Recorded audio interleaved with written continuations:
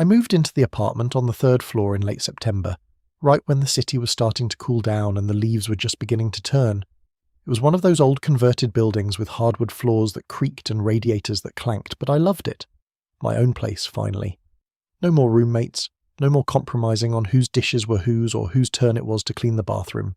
Just me, my books, my small balcony overlooking the street, and apparently a downstairs neighbour who played piano. I first heard it on my second night there. I was unpacking boxes in the living room, trying to figure out where to put everything in a space that was significantly smaller than I'd imagined when I signed the lease.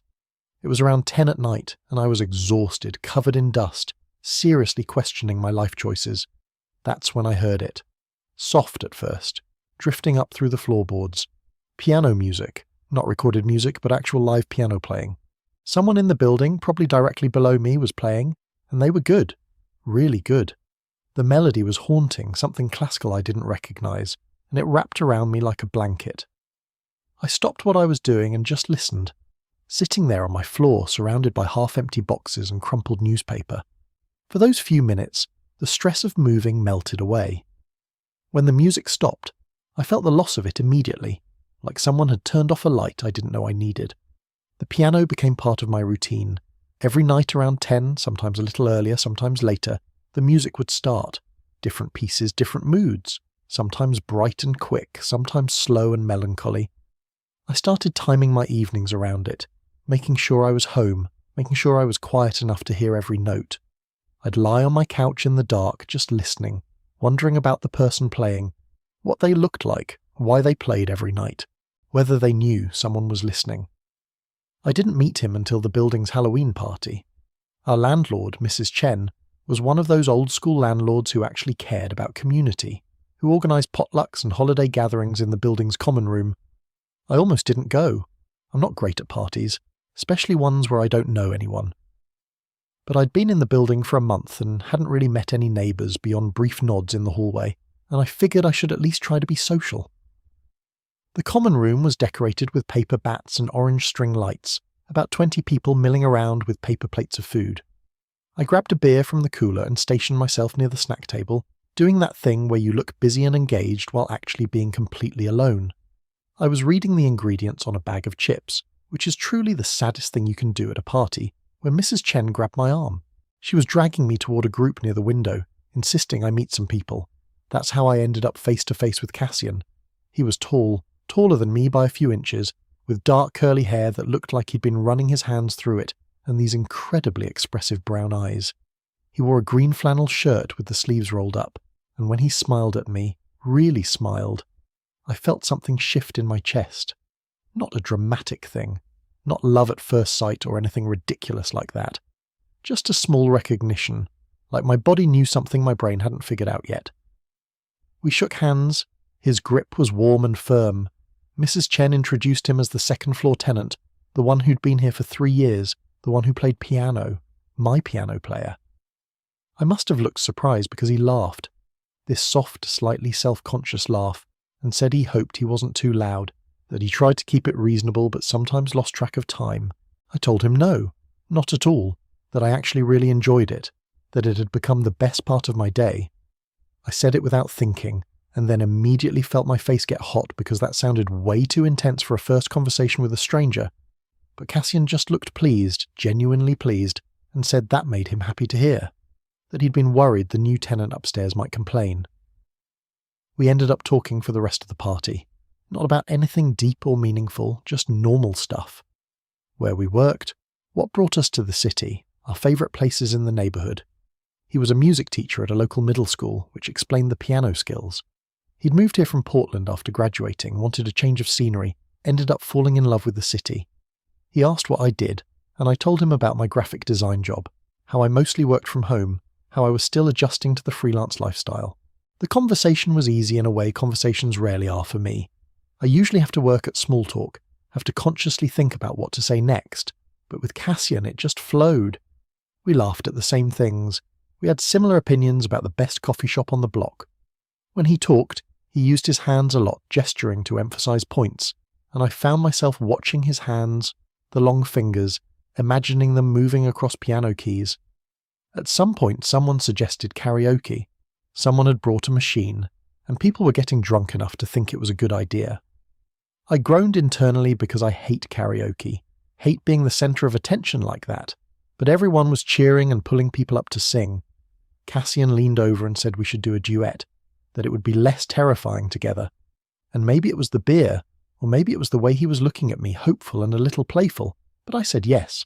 We ended up singing Don't Stop Believin' because of course we did, because that's what you sing when you're tipsy at a party, and trying not to take yourself too seriously. And it was fun, really fun. Cassian had a good voice, better than mine, but he didn't showboat or anything. We just sang together, badly but enthusiastically, and people clapped and cheered, and for those few minutes I felt completely unself-conscious and happy. When we finished, Cassian threw his arm around my shoulders in this casual, friendly way, and I felt the weight of it, the warmth of him next to me, and I didn't want him to move. After that night, things changed, not dramatically, but subtly. I'd run into Cassian in the hallway more often, and we'd stop and chat. He'd knock on my door sometimes to ask if I wanted to grab coffee. We started having dinner together once a week, taking turns cooking in each other's apartments. His place was directly below mine. The same layout, but filled with books and records and a beautiful upright piano against the far wall. The first time I saw it, I felt oddly emotional, like I was meeting a celebrity I'd only heard about. He played for me that night, after dinner, asked if there was anything I wanted to hear. I said anything, whatever he felt like playing. He chose something soft and intricate, his fingers moving across the keys with this practiced confidence, and I sat on his couch watching him, watching the concentration on his face, the way he closed his eyes during certain passages. It was intimate in a way I hadn't expected, like he was sharing something private, something true about himself. When he finished, he looked over at me, and there was this moment, this charged silence where neither of us said anything. I should have recognized it for what it was, should have acknowledged the feeling that had been growing in my chest for weeks, but I didn't. I just smiled and said it was beautiful, and he said thank you, and we moved on to talking about other things. I'd never really thought about my sexuality much. I'd dated women in college, had a few relationships that never quite worked out. I'd always assumed I was straight because that was the default, because I'd never questioned it. But lying in bed at night, listening to Cassian play piano below me, I started having thoughts I couldn't quite categorize. Thoughts about his hands, his smile, the way his eyes crinkled when he laughed. The way I felt when we were together, this pull in my chest, this desire to be near him constantly. It scared me. Not because I was homophobic or anything like that, but because it was new and confusing and I didn't know what to do with it. I started analysing every interaction we had, looking for signs. Did he feel it too? Was I imagining the way he looked at me sometimes, like he was trying to figure something out? Or was this all in my head, wishful thinking mixed with confusion? The song started about 2 months after we met. Every night, same time, Cassian would play this one specific song. It wasn't classical like his usual choices. It was Don't Stop Believin', our karaoke song, the one we'd sung together at the Halloween party. He played it slowly, turned it into this beautiful, melancholy piano arrangement that barely resembled the original, but was somehow more emotional, more raw. The first few times I thought it was a coincidence, but night after night, always the same song, always played with this careful attention, like each note mattered. I'd lie on my floor, pressing my ear to the hardwood, listening to him play, and I knew. Somehow I knew it was a message, a question, a reaching out. But I was too afraid to acknowledge it, too afraid of what it might mean. We still hung out regularly, still had our dinners and coffee dates, but there was a tension now, something unspoken hovering between us. I'd catch him looking at me with this expression I couldn't quite read, and I'd look away, my heart racing. Once, we were watching a movie at his place, sitting on his couch, and our hands brushed reaching for popcorn at the same time. The touch was electric, and we both pulled back like we'd been burned, and neither of us acknowledged it. I was falling for him. I knew it, finally admitted it to myself lying in bed one night in early December. I was falling for Cassian, for my downstairs neighbour, for this man who played piano and taught middle schoolers and made me laugh easier than anyone I'd ever met. And I had no idea what to do about it. The realization didn't make things easier. If anything, it made them harder. I became hyper-aware of everything. The way he said my name, the way he touched my arm when making a point, the way he looked at me when he thought I wasn't paying attention. I wanted to say something, wanted to be brave, but the fear was paralyzing. What if I was wrong? What if I ruined our friendship? What if he was straight and I made everything weird and uncomfortable? The song continued every night. Our song. And every night I listened. And every night I felt like I was failing some kind of test. It all came to a head right before Christmas. We were at his apartment drinking wine and wrapping presents. He was going home to Portland for the holidays, and I was flying back to see my parents. We wouldn't see each other for over a week, which felt impossibly long. I was taping down wrapping paper, making a mess of it because I've never been good at wrapping, and Cassian was laughing at my attempt, offering to help. His hand covered mine, guiding the scissors, and I froze. He didn't move his hand, just left it there, warm against mine, and I could feel my pulse in my throat. I looked up at him, and he was already looking at me, and there was no mistaking the expression on his face. Hope and fear and want all mixed together. Everything I was feeling reflected back at me. I don't know who moved first, maybe both of us. But suddenly we were kissing, soft and tentative at first, then deeper, more certain. His hand cupped my face, and I gripped his shirt, pulling him closer, and it felt like coming home. Like every moment of the past few months had been leading to this. When we finally pulled apart, we were both breathing hard, and Cassian laughed, this breathless, disbelieving laugh, and said he'd been wanting to do that for so long.